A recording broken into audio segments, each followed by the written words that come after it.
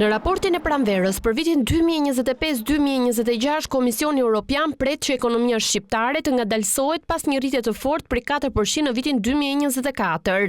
Konkretisht, raporti thotë se në vitin 2025 ekonomia shqiptare pritet të rritet në 3.5% dhe në 2026 në 3.6%.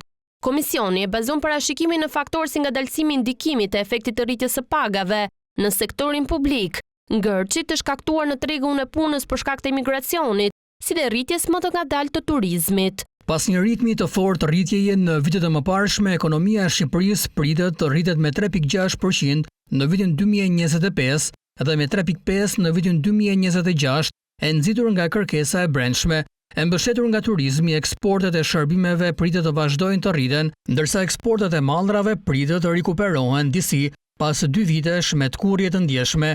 Pas një rënjeje të shpejtë të inflacionit në vitin 2024, ai pritet të rikthehet gradualisht në objektivin prej 3% vitin e ardhshëm. Deficiti fiskal pritet të zgjerohet përpara se të bjerë në 2% të prodhimit të brendshëm bruto në vitin 2026.